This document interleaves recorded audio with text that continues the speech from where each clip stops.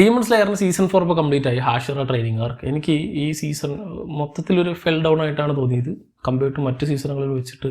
ആ ഒരു action packed സാധനം കണ്ടിട്ട് ഒന്നുമില്ലാത്തൊരു സീസണായിട്ടാണ് എനിക്ക് തോന്നിയത്. ആൻഡ് ഇതിലൊന്നുമില്ല പ്രത്യേകിച്ച് മാങ്കൽ പറയുന്ന പോലെ തന്നെ ഇതൊരു ജസ്റ്റ് ട്രെയിനിങ്ങിന് മാത്രമായിട്ടുള്ള ഒരു ചെറിയ പോർഷനാണ്. അതിനെ തന്നെ എടുത്തിട്ടാണ് ഒരു ഫുൾ സീസണാക്കി മാറ്റിയത്.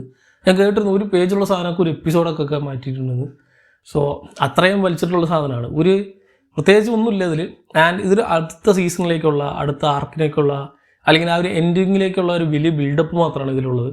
ആൻഡ് പക്ഷേ ഇതിൻ്റെ അവസാനത്തെ എപ്പിസോഡ് അതൊരു കിണ്ണം കാച്ചിയ സാധനമായിരുന്നു, ഒരു രക്ഷയില്ലാത്ത. പക്ഷേ അത് മാത്രം ഒഴിച്ചു, അല്ലെങ്കിൽ അതിൽ ആ ഒരു ചെറിയ പോർഷൻ ഒഴിച്ച് നിർത്തിയാൽ ബാക്കിയൊക്കെ തന്നെ വെറുതെ കണ്ട പോലെയാണ് എനിക്ക് പേഴ്സണലി തോന്നിയത്.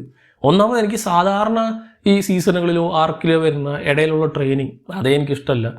അപ്പോൾ അതിനെ മുഴുവനായിട്ട് എടുത്തൊരു സീസൺ തന്നെ ആക്കി അങ്ങനെ ഉണ്ടാവും എന്നുള്ളതാണ്. ആ ഒരു ഫീൽ തന്നെയാണ് എനിക്ക് കിട്ടിയത്. എല്ലാവർക്കും ഇതുപോലെയാണെന്ന് എനിക്കറിയില്ല. ക്യാരക്ടേഴ്സിലേക്ക് കൂടുതൽ എടുക്കാനെന്നൊക്കെ പറയും ചിലവർ. പക്ഷേ എനിക്ക് ഓൾറെഡി നമുക്ക് ഈ ക്യാരക്ടേഴ്സിന് അറിയാം.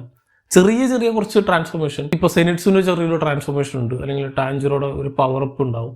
ദെൻ ആ ഒരു ഹാഷിറാസിൽ അവർ മറ്റേ കരയുന്ന ആ ചങ്ങായില്ലേ, അങ്ങേരുടെ ബാക്ക് സ്റ്റോറി മാത്രമാണ് എനിക്ക് കുറച്ചും കൂടി ഇഷ്ടമായത്. അങ്ങനെ സോ മൊത്തത്തിൽ അവിടെ ഇവിടെയൊക്കെ കുറച്ച് നല്ല മൊമെൻറ്റ്സ് ഉണ്ടെങ്കിലും മൊത്തത്തിൽ നമ്മൾ മിസ് ചെയ്യുന്നത് അതിലെ ആക്ഷൻ സീക്വൻസുകളാണ്.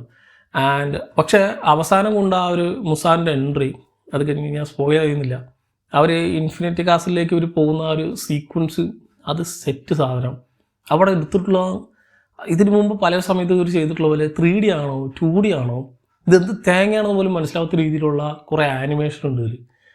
ഒരു എക്സ്പ്ലോഷൻ സാധനമൊക്കെ അതിൻ്റെ ഇടയിൽ കൂടെ ഇങ്ങനെ ടാൻസർ കൂടി വരും. ലെവൽ സാധനം, പീക്ക് എന്ന് പറഞ്ഞാൽ പീക്ക് സാധനം. അവസാനത്തെ ആ ഒരു എപ്പിസോഡാണ് ഇതിലെ എല്ലാം. ആൻഡ് ആ എപ്പിസോഡ് കണ്ടപ്പോഴും ഇതിൻ്റെ ഒരു പകുതി വരെ ആകുമ്പോൾ ഈ ചങ്ങായി എന്ത് കാര്യമായിട്ട് പറയണ്ടല്ലോ, ഇതിലൊന്നും ഉണ്ടാവില്ല, എന്തോ ഒരു വലുത് സംഭവം വരാണ്ടിരിക്കുന്നൊരു ഫീൽ ഉണ്ടായിരുന്നു.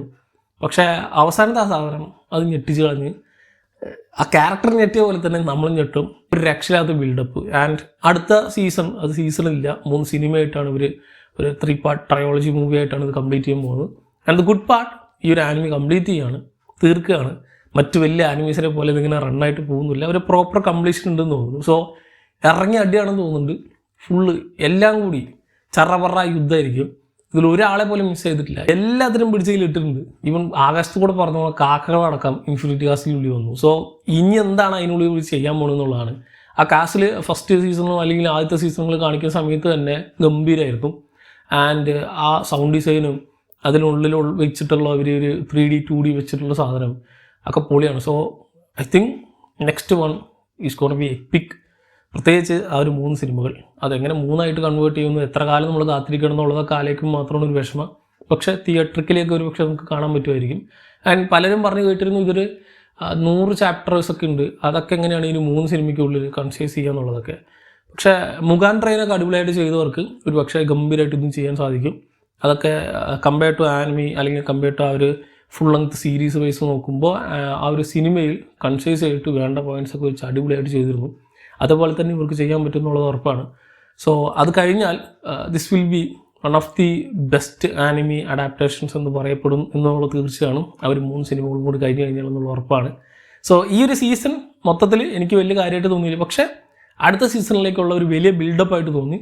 എസ്പെഷ്യലി അവർ അവസാനത്തെ ഒരു 10 മിനിറ്റ് അത് കാണാൻ വേണ്ടി മാത്രമാണെങ്കിൽ ഈ ഒരു സീസൺ മുഴുവനായിട്ട് വെറുതെ ചെയ്ത് കാണാമെന്നുള്ളതാണ് എൻ്റെ പേഴ്സണൽ ഒപ്പീനിയൻ.